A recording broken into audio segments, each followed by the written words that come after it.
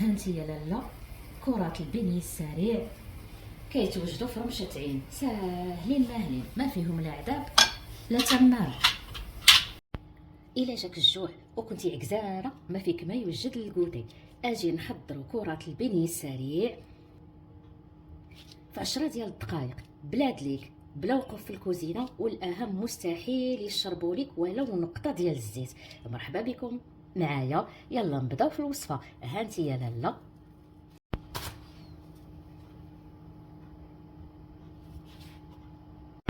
هاد البيني ساهل ماهل، كيوجد في رمشة عين وكيبغيوه الكبار والصغار، غير جربيه وردي عليا الخبار. غادي نقول لك المقادير ساهله. غادي تحتاجي 150 غرام ديال الدقيق ما يعادل كاس ونص ديال العنبه، الدقيق نوعيه جيده مغربل طبعا، كاس ديال الياغورت بمذاق الفانيلا، بيضه وحده فقط بحراره المطبخ، 3 ديال المعالق كبار ديال السكر سنيده، سكر حبيبات.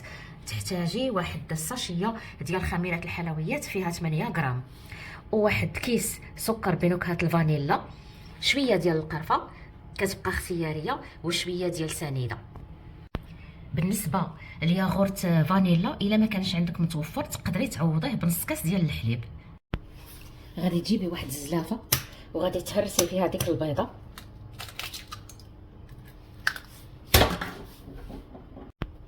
زيدي عليها 3 المعالق ديال السكر سنيده كبار، وزيدي ديك الفانيلا سكر بنكهه الفانيلا، وغادي طربي مزيان هاد العناصر، يا اما بالطراب اليدوي ولا بفرشيطه ولا ماشي مشكل. طربيه مزيان حتى يندمج السكر مع ديك البيضه الفانيلا.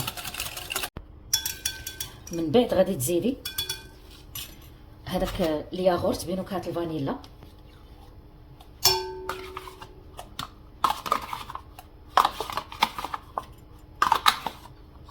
وغادي تطربيه حتى هو مزيان.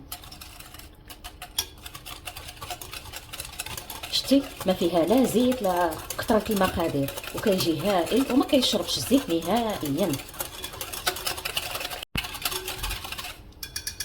من بعد غادي تجيبي داك الدقيق اللي مغربل، زيدي واحد شويه وعديري ديك الخماره حتى هي 8 غرام، وغادي تخلطي شويه بشويه. كما قلت كاس ونص ديال العنبه هي 150 غرام.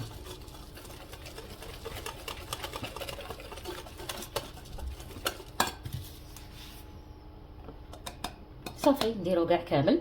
غادي يجي نيشان هو هذاك، هاد المقادير اللي عطيتكم راها مضبوطه. بالنسبه لهاد العجينه كتجي ثقيله على العجينه ديال الكيكه، وكتجي اخف من العجينه ديال الخبز، كتجي وسطهم. صافي هانتي ما تخربي لا بيدك لا والو، ساهله. شوفي القوام ديالها كي داير، هانتي شتي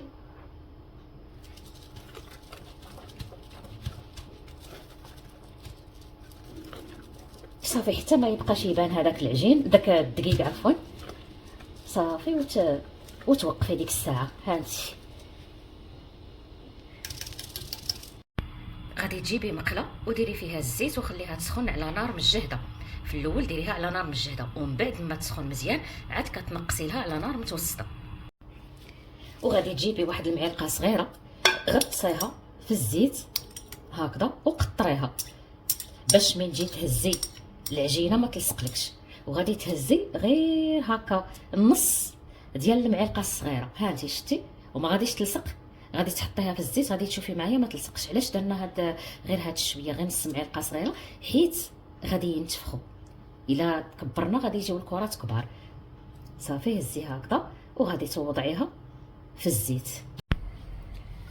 غادي تعاوني بواحد المعلقه اخرى باش تهبطيها راسها، كتشكل كره.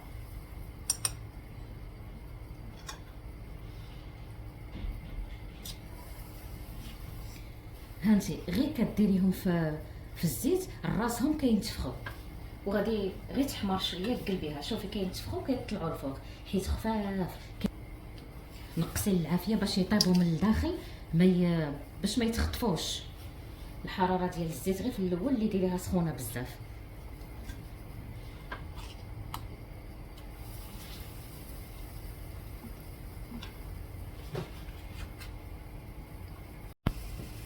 وكل ما وجدت شي كرات وجدوا غادي تحيديهم وديريهم في واحد الطبق يكون فيه الورق النشاب. رغم انهم ما غاديش يهزوا الزيت، ولكن غير ملي كنهزوهم هكا بفرشيطه ولا بشي حاجه طبعا غادي نهزوا معاهم الزيت، ولكن كيجيو ناشفين ما نقول لكمش، وراسهم كينتفخوا. واخا تحطيهم عشوائيا هكاك راه كيتكوروا راسهم. صافي، وبقيت تقلبي الاخرين عاوتاني تيطيبوا من الداخل. كيجي اللون ديالهم كما كتلاحظوا، المذاق هائل، والريحه نتاع الفانيلا واعره، نتاع داك ياغورت وديك الفانيلا اللي درناها من داك الشرفان. شوفي الزيت باقي هو كيما درتو، ما نقصش. هذا دليل على ان هذا الكرات ديال البنيه ما كيشربوش الزيت. وشوفي الكميه تبارك الله اللي عطاتني، داك الكاس ونص 150 غرام، كميه معقوله. غادي تجيبي هذاك السكر وتزيدي معاه شويه ديال القرفه، كتبقى اختياريه. بغيتي ديري غير سنيده بوحدها باش تمرغدي فيها هذا كرات البيني هو داك. بغيتي تزيدي القرفه زيدي، راه كتعطي مذاق زوين. انا غادي نزيد القرفه حيت كتعجبني، مذاق هائل كتعطيه لهذا البيني. صافي خلطيها مع هذاك السكر، صافي، وبدي كتصافيها هذا البيني بحال هكذا، كيجي هائل. هانتي روعه. غادي نحل معاك وحده،